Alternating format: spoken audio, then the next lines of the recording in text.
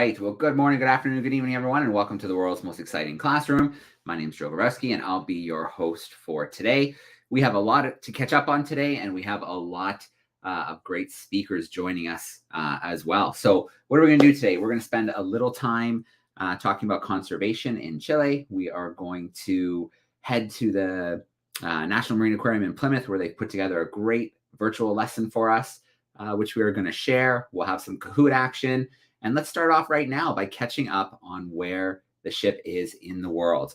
So bear with me for a moment while I share my screen, and let's catch up on where we are. Oh, actually, the share screen is not cooperating with me right now, but yeah, we'll skip the map for now. If I can get the share screen working a little bit later, we'll jump into that. But you know right now that we are in Concepcion, but we won't be there for much longer. We only have a couple days there. So over the past week, since we last connected with Sehi, who was on board the ship and was one of the Darwin leaders, she sailed on the last leg through the Chilean fjords. And she told us about the new Darwin leaders coming on board. So there were 2 leaders coming on board for this part of the journey while we were in port in Concepcion, and they're just actually wrapping up their projects today. And we'll be leaving the ship, and then the new guests come on board for the next leg. It's just a little short leg along the coast to Valparaiso, and then we're going to be there for a few days before we move on and start making our way towards Callao in Peru. So that's what we have going on. We may have the ship beam in with us at some stage, and Sehi will give us a little bit of an update to see how the week was going. But I think they might have been having a touch of trouble with the connectivity this morning, so we'll see what happens with that. But we've got to get right into it because we have a few guests joining us today.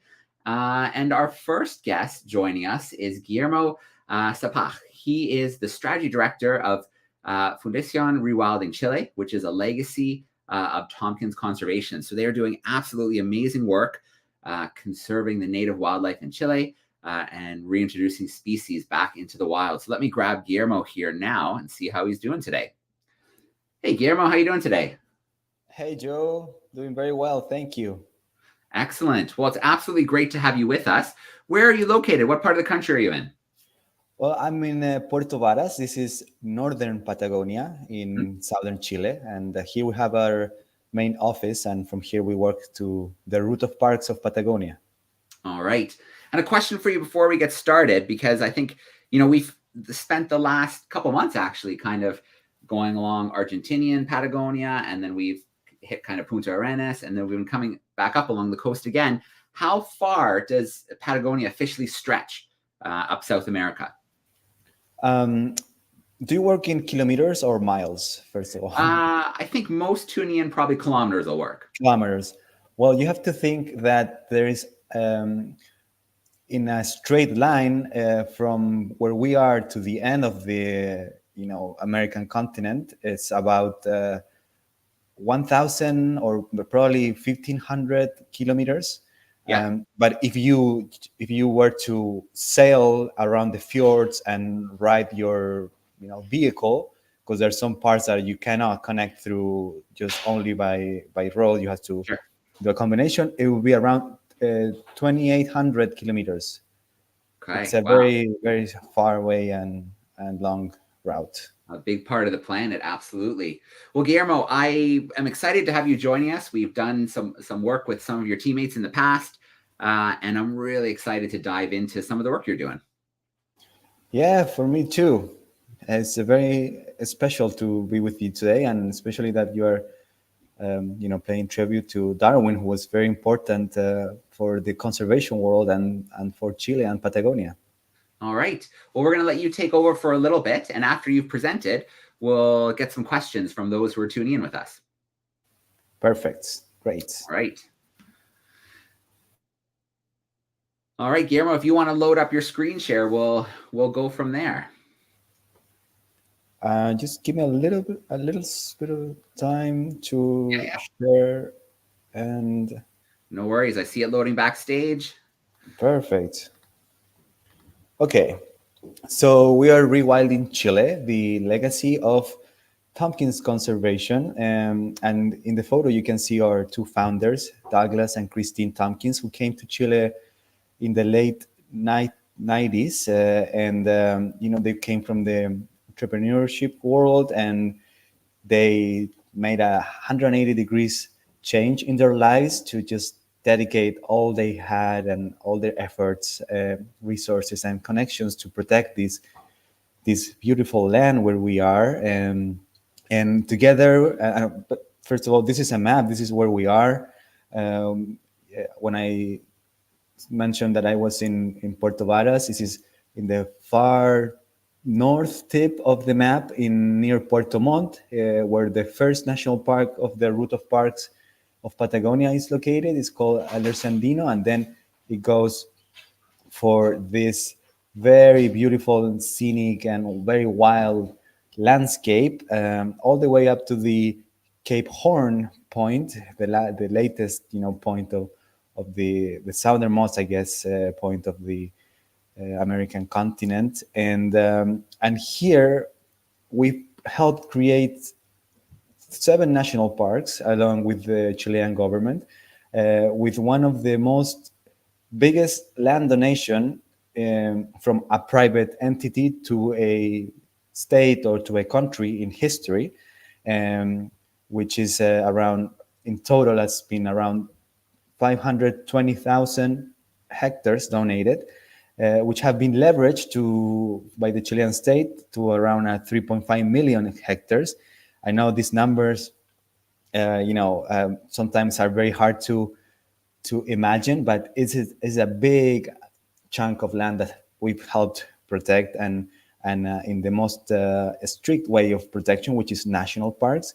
And we've also, we don't stop in creating national parks, which I will just talk a little bit of our rewilding model, because after we've created these national parks, we've realized that we also need to restore these ecosystems, right? Because these are not just paper parks. These are not like just lines that we draw in imaginary maps.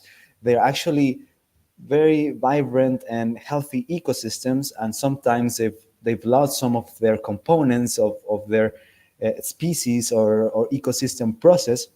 So another part of our work is ecological restoration. We help through rewilding, and I will definitely talk a little bit more about that in a few minutes. But that's a very important part of our vision of our work. And we also do a lot of community outreach work, because we are very convinced that conservation cannot thrive without the involvement and participation of local communities, especially the ones that live around the national parks.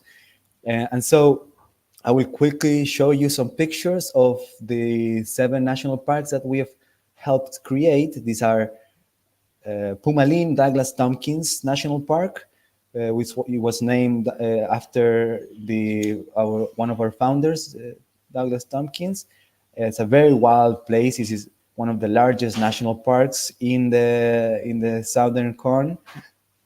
Then we have Corcovado National Park, again, very pristine, very wild place in the world. Melimoyu National Park, same. Then the Cerro Castillo National Park, which was actually a national reserve before, but along with our agreement with the Chilean government, we managed to reconvert this land from a national reserve, which is a lower category of conservation, to a national park, which is it's a more powerful, more permanent and strict way of protecting the land.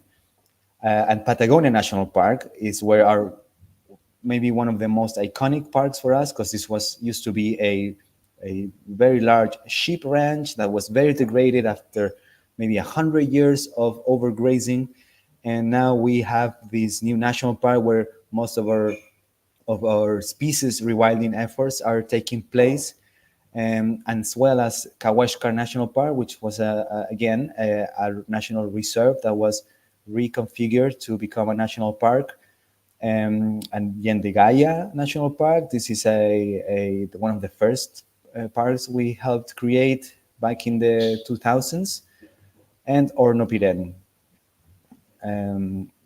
These are very wild places, very remote, very hard to get. Some of them have no connectivity, so they have been, we've helped protect these last pieces of untouched wilderness in the world. And I just wanted to further develop the wildlife program that we run, and tell you something a little bit more about our main species that we work with.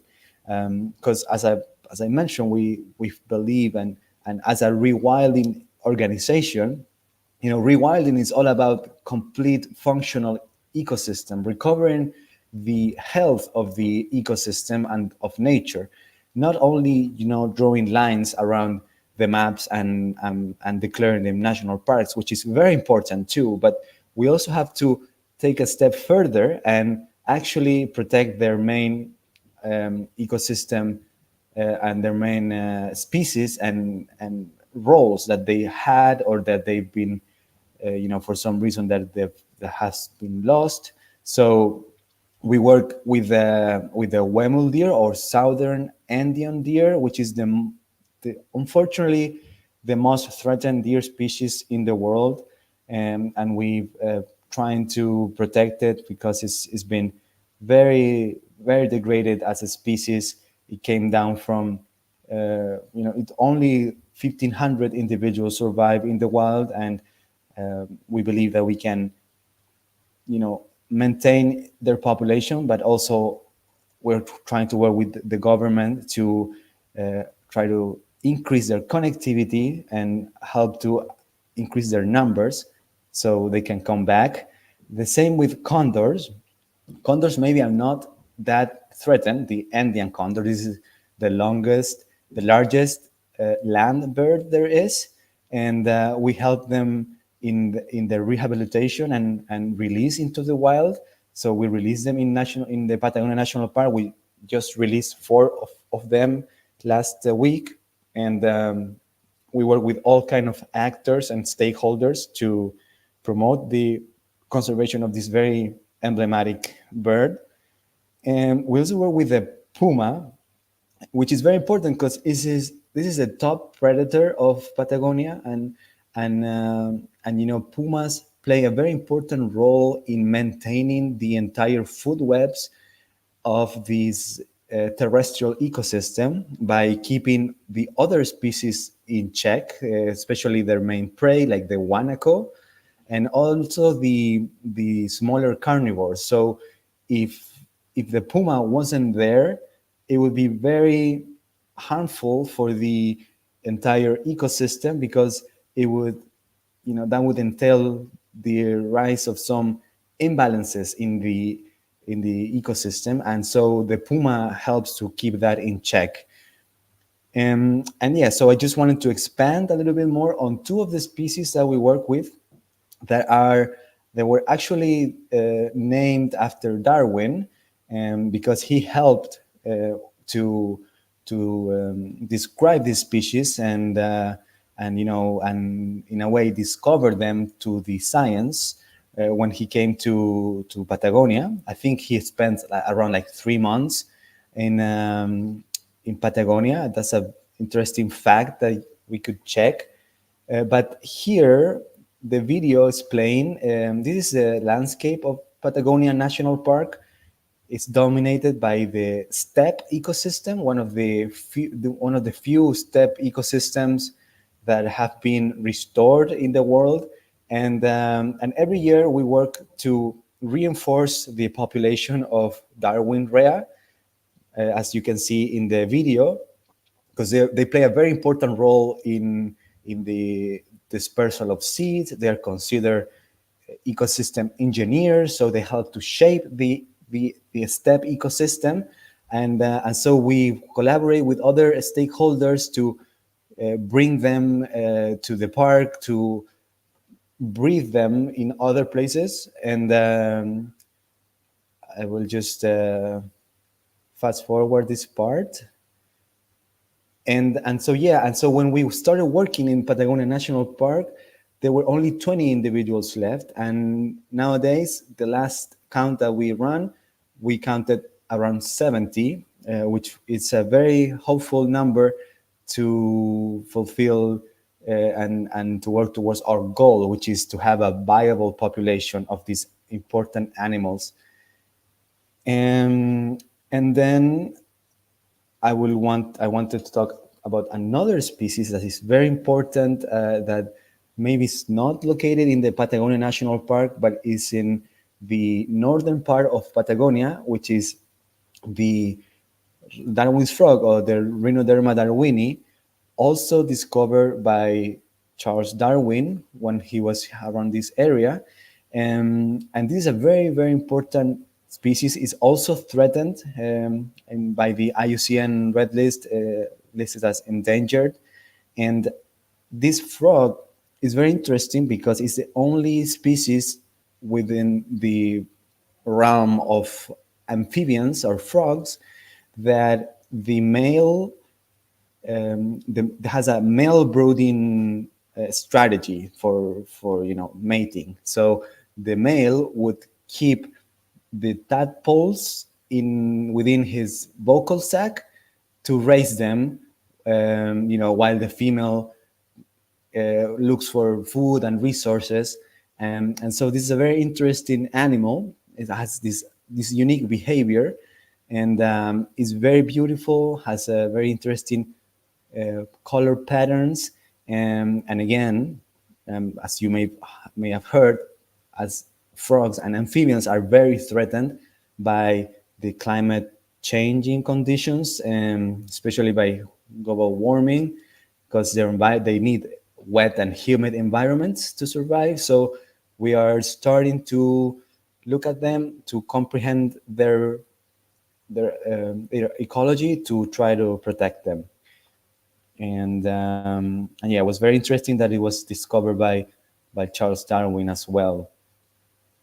And so yeah, I think that's the presentation that I had for you guys. And All yeah, right. Well, to answer first some of all, questions you have. yeah, first of all, Guillermo, you live in an absolutely incredible part of the planet. Those national parks that you show, those wild, wild areas are just absolutely stunning. Uh, I assume that you get to spend lots of time out in the field checking up on projects and things like that. Yes, for sure. Our work is a lot in the field. Yeah. And then I noticed the species you selected. I think you could count most of them as ecosystem engineers, or umbrella species. If you protect them, you're protecting other species. So I imagine you're very intentional with which species you choose as kind of your flagship projects. Yeah, they're usually we work with what's is known as keystone species, right? So the keystone species are these species that, despite their low abundance, their low numbers, they play a very important role in their entire ecosystem. And although, yeah, we work with these species, our intent or our objective is towards the entire ecosystem, not only the individual species. So that's why we have to, work with the species that have a either a top-down effect on the trophic web, or that play important roles in as ecosystem engineers, for sure. Yeah, absolutely. All right. Well, those who are tuning in via YouTube, don't be shy. Use the chat sidebar and send in some questions. We'll start off with the first one here, Guillermo, about tourism. So, do you know roughly how many tourists visit these parks each year, and is it putting a lot of pressure on them? I should know this piece of information, but I don't have the exact number. I do know that we had a very sharp decrease in tourism after COVID. Yeah. But well, this is a very important. This is a very good question, conceptually, because for one part, we are trying to promote tourism Yeah. as a way to develop this area of the world from a more friendly way, not from an extractive perspective, which is mainly the vision of the country of Chile, to focus on the extraction of you know of resources. Mhm. So we promote tourism for sure, and yeah, we have in the national parks model, it's very important to allow for people to have this connection with the land. Yeah. So we've have had to protect, focus on protecting the species too from visitor, also protecting the visitors, for example, from puma interaction. And so definitely it's a work in progress for us to understand this relationship between wildlife and humans. But in the larger scheme of things, we believe that tourism is a very important very important part to complement our conservation work. Yeah, absolutely. So it's you're probably always trying to find that balance between tourism, because they bring money into the local economy, but at the same time not putting too much pressure on those beautiful ecosystems. Exactly. Yeah. Totally. So another question here about the local community. I know you mentioned Patagonia National Park. It for years was used as pasture and grazing area.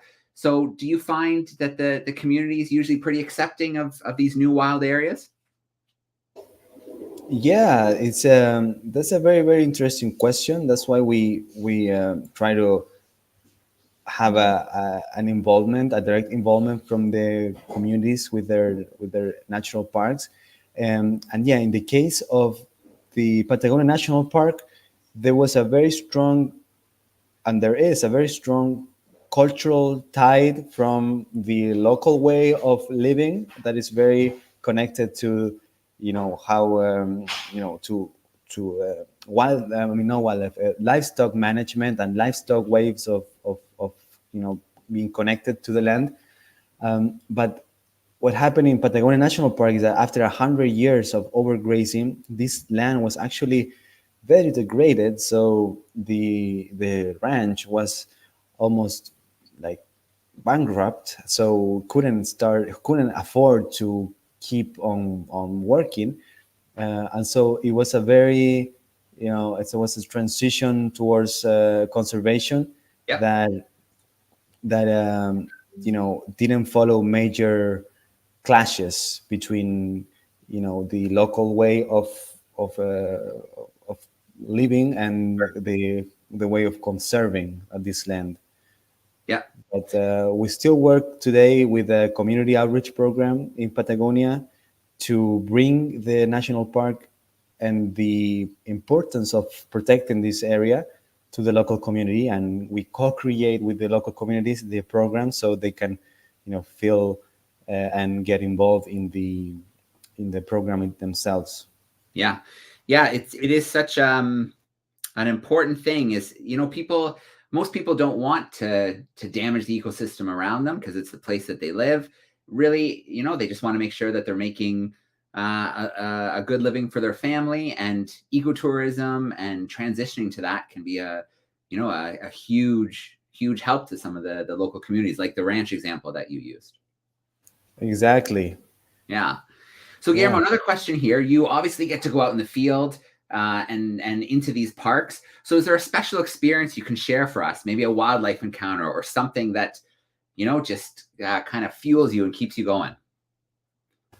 Oh, for sure. Well, there are just so many of those. I think they are the reason after why we do what we do is just being out there in the wilderness and observing and understanding and protecting these species.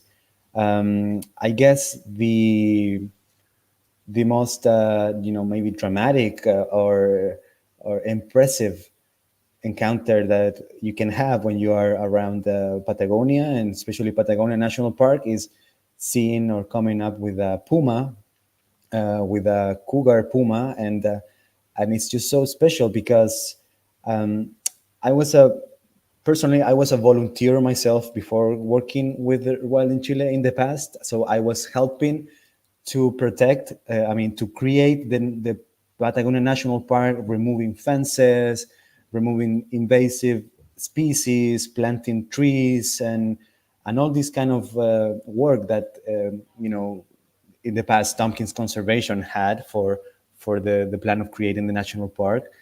This was maybe 10 years ago, and it was very difficult to see a puma. It was very hard because they had been driven to the outskirts of the land, and and you knew that they were around, and you knew that the locals like knew their habits and they had seen them, but it was just very, very difficult to see them. And now that that the park is a park, after 2018 became a national park, we are seeing this flourishing of puma population.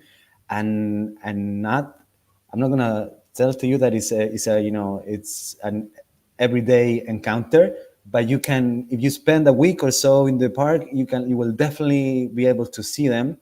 And that that little success is very important for us to keep us going, to know that the efforts, they don't have to it doesn't have to take 100 years to bring maybe an entire healthy ecosystem back. And you can see small results like the puma coming back. And yeah, we see them fairly often right now, and it's very rewarding for sure. I think you're mute, Joe. Yeah. Yeah, that's amazing. I thought maybe you'd use puma as an example because they're such an amazing species. And other places in the world, you could go around, live there your whole life and never see them. So what an opportunity to be able to see them in the wild, see them in the space, and witness their recovery. It's amazing, Guillermo. Yeah, You for guys sure.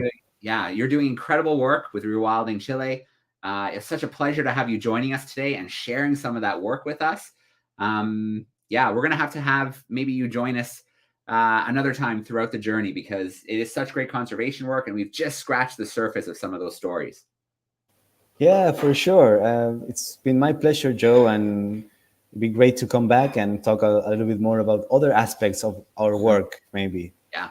Yeah, excellent. Well, Guillermo, thank you so much for being with us today on the world's most exciting classroom. Have a great rest of the week, and hopefully we'll see you again soon. Thanks a lot, Joe, and see you soon. All right. Thanks, Guillermo. Bye-bye. All right. So in just a minute, we are going to jump to a Kahoot quiz. While Guillermo was presenting, I pulled together a little Kahoot quiz behind the scenes. But before we do, we have our live connection coming up right now with Oosterschelde. As we know, it's in Concepcion. So let's bring Sehi in right now. Hi, Sehi. How are you? I'm doing great. How are you, Joe?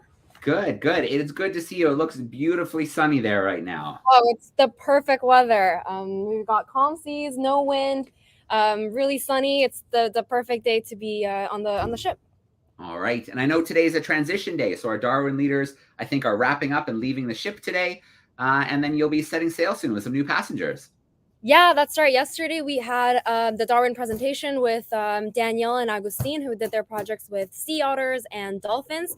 We had some special guests coming from the regional Ministry of Conservation in Concepcion, and other guests that has helped us with their projects, and that was a huge success.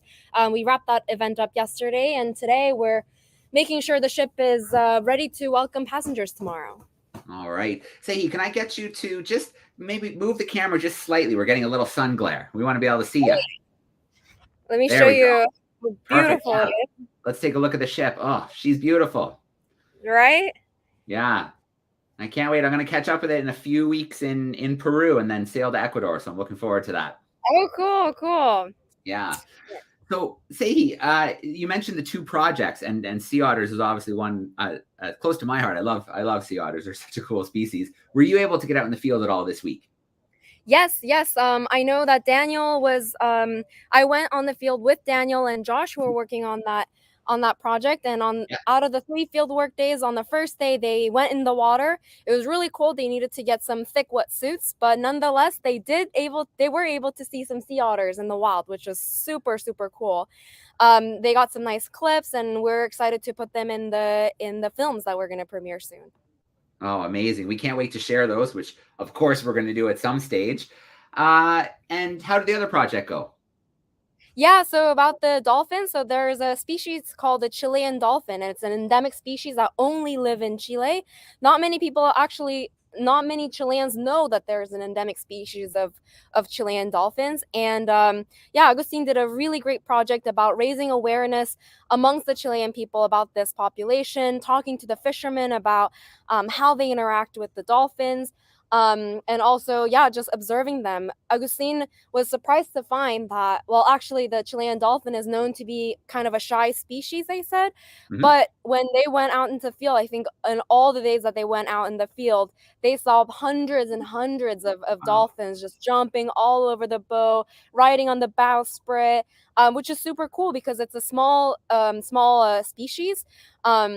I think there's only I don't know, a couple thousand in the wild, and they were able to see hundreds, which is super super cool. We have some amazing shots coming up. Oh, absolutely amazing. We can't wait to share both of their videos when they're ready. That's awesome. So say Yeah. what's next for you now? I know I don't think you're sailing on the next little leg, but when are you catching up with the ship next? Yeah, I'm gonna be helping out with the upcoming port in Valparaiso. We have Mhm. two projects with two Darwin leaders from the United States.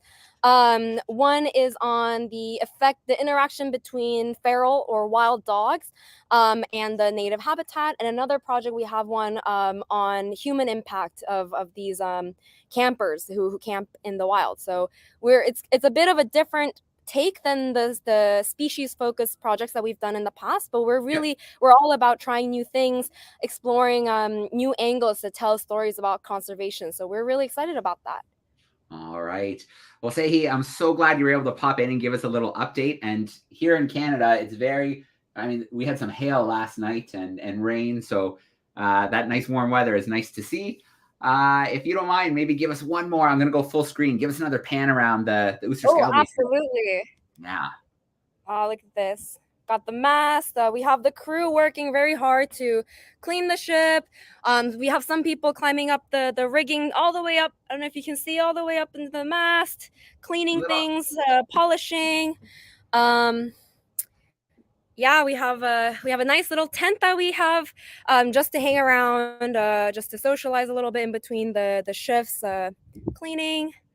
Yeah, and there's the nice little Dutch flag at the end.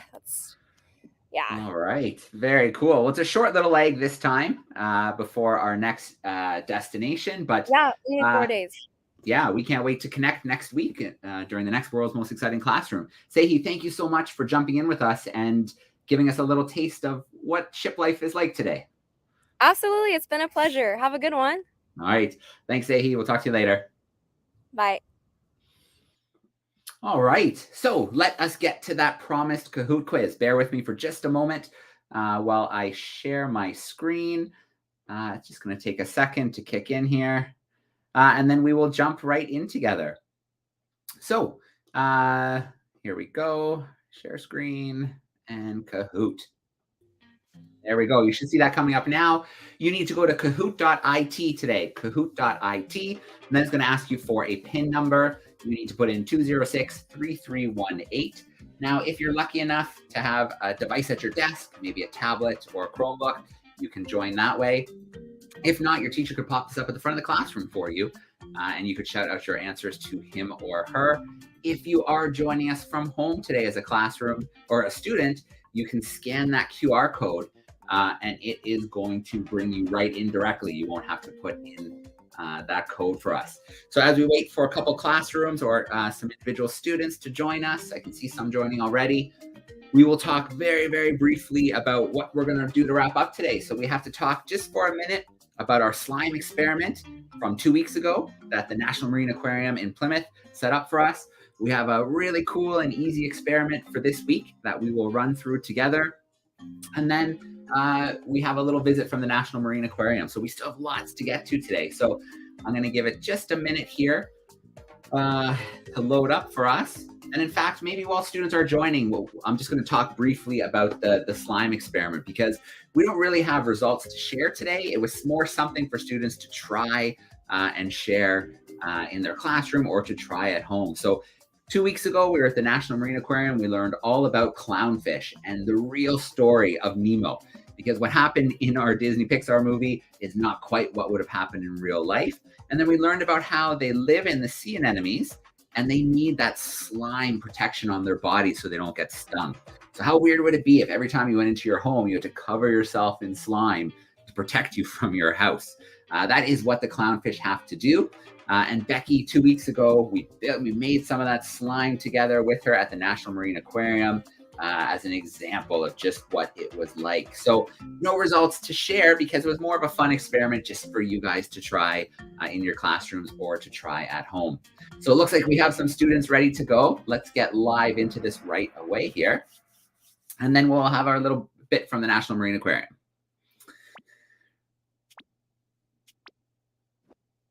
All right, first question coming your way. How many national parks has Rewilding Chile helped create? Was it 3, 5, 7, or 10? So how many national parks has Rewilding Chile helped create?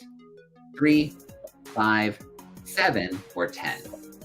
You have a few more seconds to get your answer locked in. Remember, you want the right answer, but the quicker you can put that correct answer in, the more points you are going to get. Was it 3, 5, 7, or 10 national parks? All right, good job, crew. They have helped create 7 national parks to date. So the Space Bee is in first place, and we go on to our next question. This is a true or false. Restoring ecosystems is an important step after national park formation. Is that true or is that false? That restoring ecosystems is an important step after national park formation. True or false? You have about 10 seconds to get that answer locked in. Important step, restoring those ecosystems. All right, no question, that is true. Especially parks like the ones created that may have been used in the past as grazing ground and such. There's a lot of plant species and animal species that might be missing. So with a little bit of help, nature can be really resilient and bounce back. So the Space Bee holding on tight, not wanting to let go, which isn't an example of Rewilding's priority animal projects. So which animal project did they not share with us today? Which isn't a priority? The puma, the steamer duck, the condor, or the rhea? You can see a little hint there decoding for you on the screen. But which one wasn't one of their priority projects? The puma, the steamer duck, the condor, or the rhea? About 10 more seconds to get that answer locked in.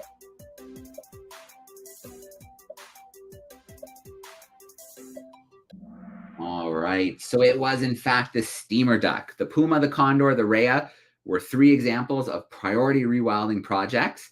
And the steamer duck, although it's not a priority project, is still being protected. Because if you protect species like the puma, like the condor, like Darwin's rhea, that need large spaces, that spread seeds around as ecosystem engineers and things like that, then you're protecting a whole bunch of other species. So even though they're focusing on maybe 7 or so main projects, it still has a massive impact on the whole ecosystem. All right, next question, true or false? Pumas aren't important species in the Patagonian ecosystem. So true or false? Pumas are not important species in the Patagonian ecosystem. True or false? A few more seconds to get your answer in.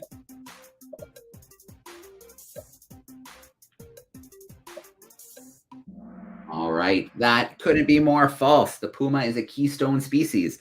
Even though there aren't thousands of them, they still play an important role keeping populations in check of their prey species. So very important ecosystem balancers, those pumas.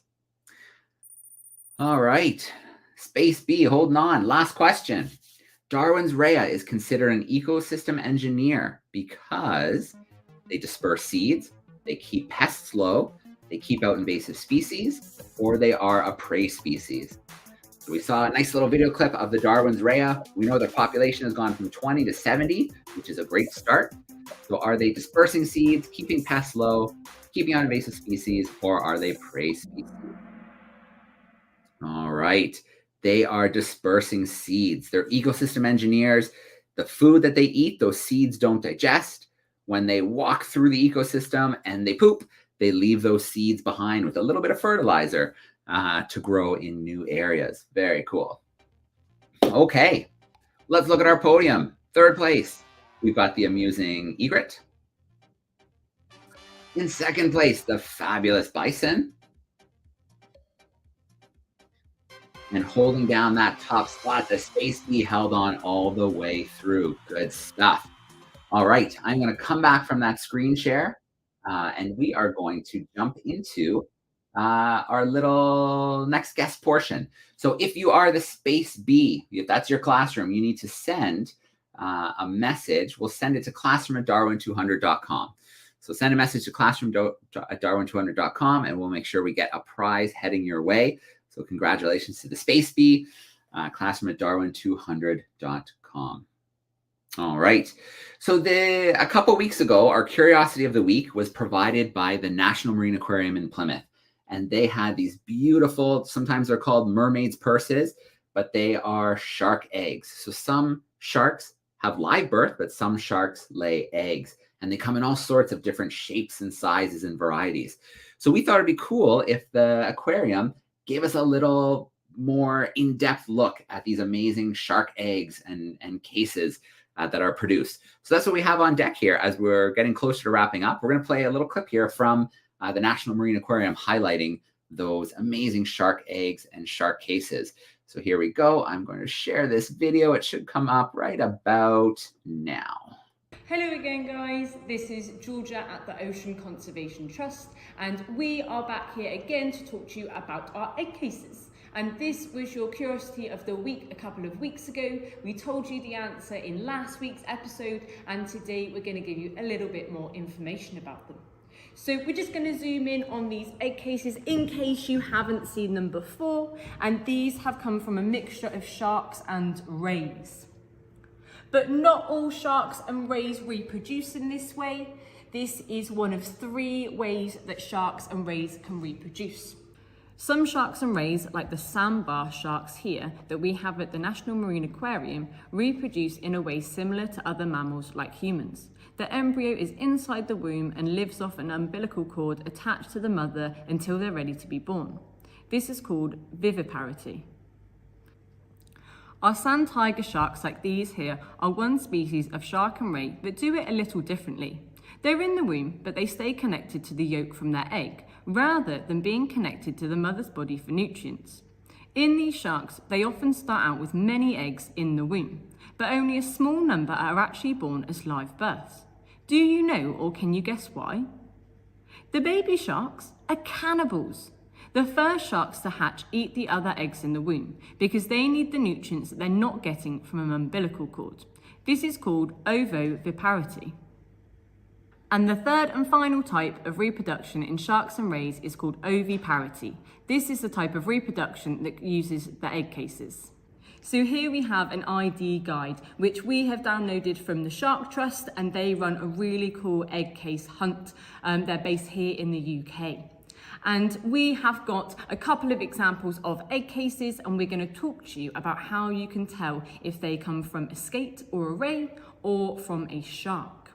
So this top example here we've got is from a ray or a skate. And we know this by using our ID guide because the shape of the capsule is very similar. It's a lot wider than those from sharks. And it's also got these horns at either end.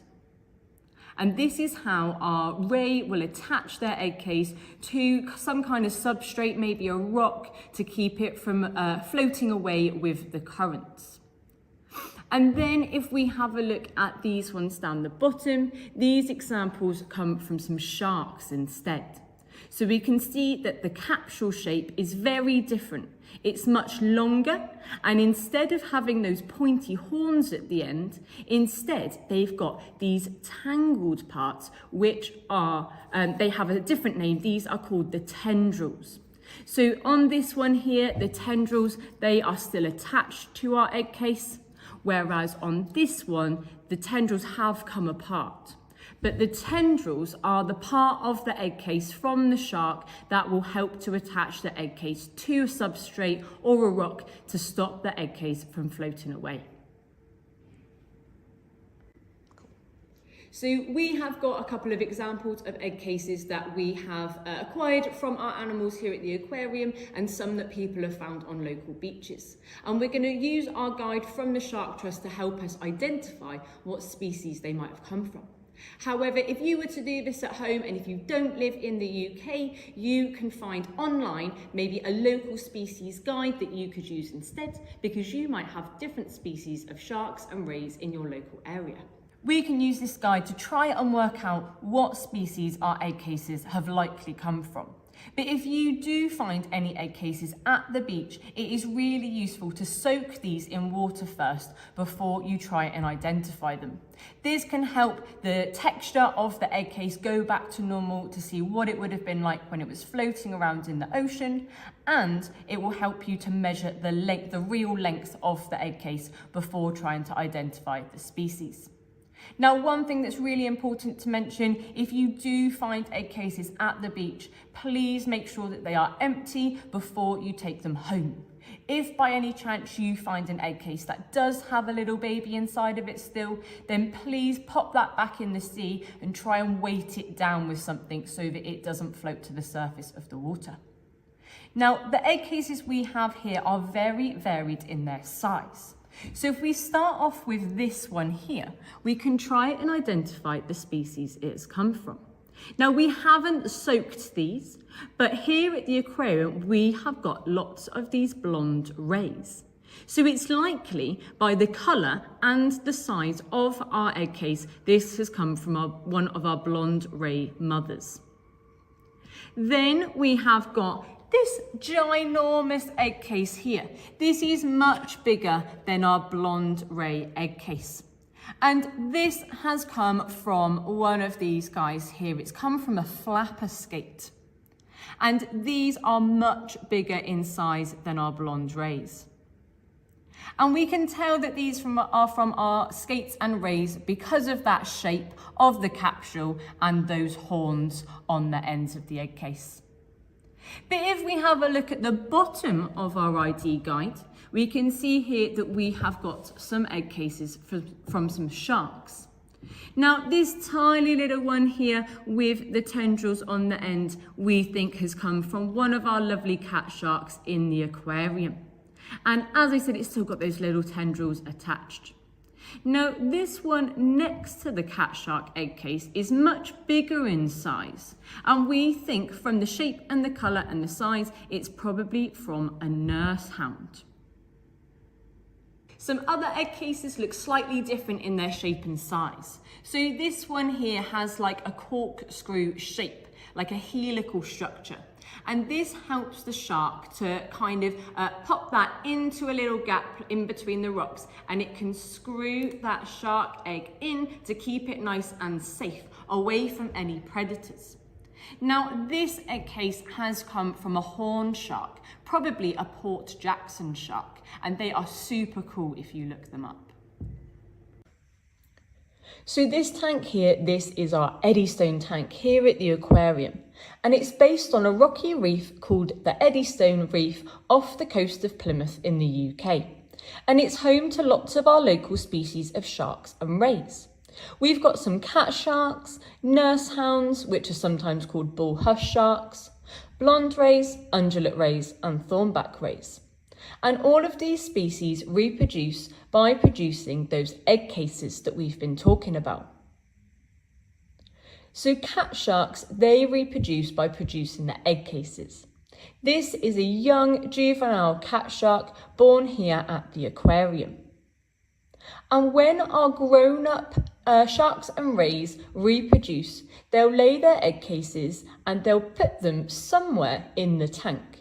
And they like to wrap the tendrils or the horns of the egg case around the rocks and around the corals in the tank to keep them nice and safe.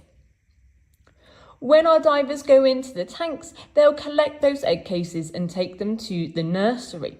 And it can take between 6 to 9 months for the egg cases to develop before they reveal our lovely baby sharks and rays inside. This baby cat shark is a few months old, and it shares the tank with a Dover sole flatfish and a ray hiding under the sand. I wonder if anyone can spot where this baby ray is hiding. So we joined one of our biologists called Rebecca to feed our baby cat shark and ray. And they like to eat shrimp called Superba shrimp and occasionally a little bit of squid. And we fed the cat shark first.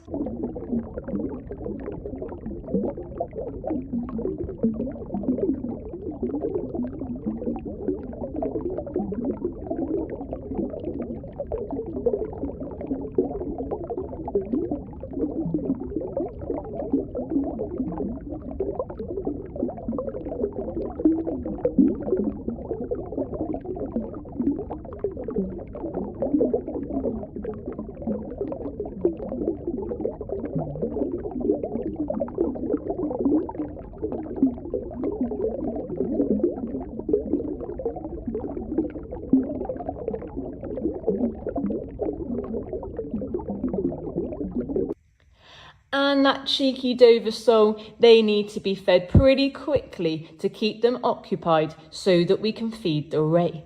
Otherwise, they'll try and steal the ray's food.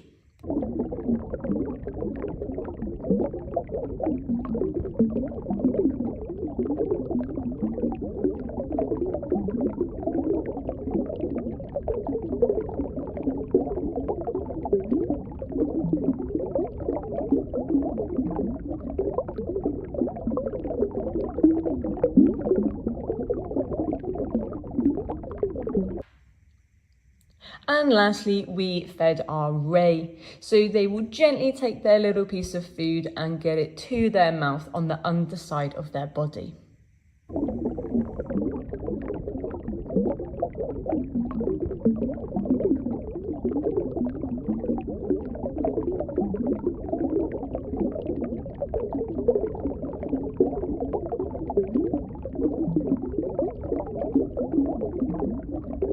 Unfortunately, lots of species of sharks and rays are threatened by things such as finning and overfishing. However, sharks and rays are super important for healthy oceans. Sharks are keystone species, meaning that they help to keep other populations of animals in check by eating the old or the unwell fish. But what can you do to help conserve species of sharks and rays? You can make sure that you don't use any products that might contain shark or ray products. You can help to keep the ocean clean by reducing, reusing and recycling any waste where possible, especially plastics. And lastly, you can do your best to learn lots of cool facts about sharks and then share your knowledge with other people so that they care and they want to conserve sharks and rays too. We really hope you've enjoyed hearing about some egg cases from sharks and rays here at the National Marine Aquarium. Maybe the next time you're by the coast, you could see if you can find some for yourself. In the UK, the Shark Trust, they love it when people get involved in their great egg case hunt. And they use that data for their conservation work. But if you don't live in the UK, you could see if there is another charity that does similar work and get involved with that. See you again soon. All right. A huge shout out to Georgia and the team at the Ocean Conservation Trust at the National Marine Aquarium in Plymouth. So a little bit of a deep dive from our curiosity, looking at the egg cases, to more information about it, and then getting that nice behind the scenes look at the aquarium where they feed some of their young sharks and some of their young rays. So very grateful to the National Marine Aquarium for that great video clip today. Our experiment. So this experiment today is a short little video clip. I did it. I'm not going to do it live today because I had to do it up in my kitchen because I needed a hot surface. So this video clip is our experiment, and we are going to crush a can today without squeezing it or putting anything on top of it. We're going to use the power of water and air. So that's a little hint for how it's done. Let's take a look at the experiment and then we'll talk about it.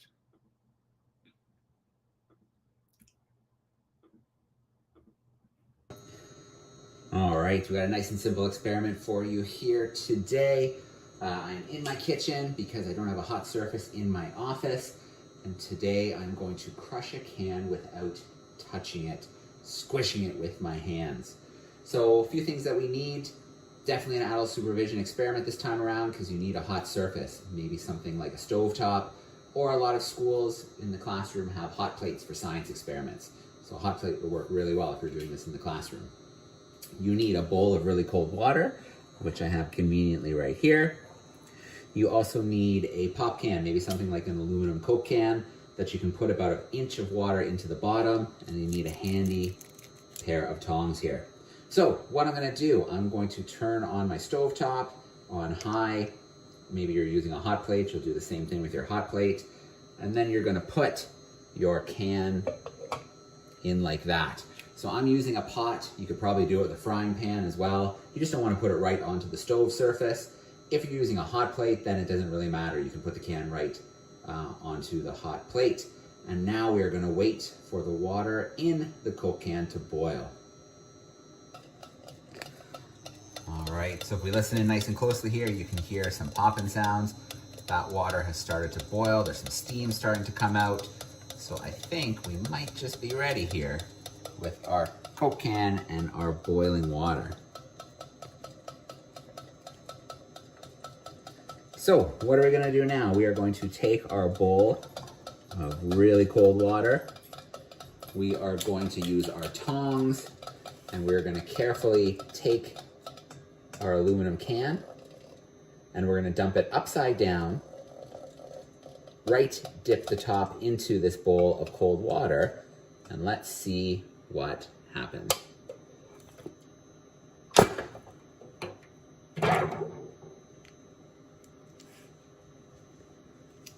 There we go. Oops. A little hard to get a hold of now that it's been crushed. There we go, there is our Coke can. Let's get this water out. It has now been nicely crushed.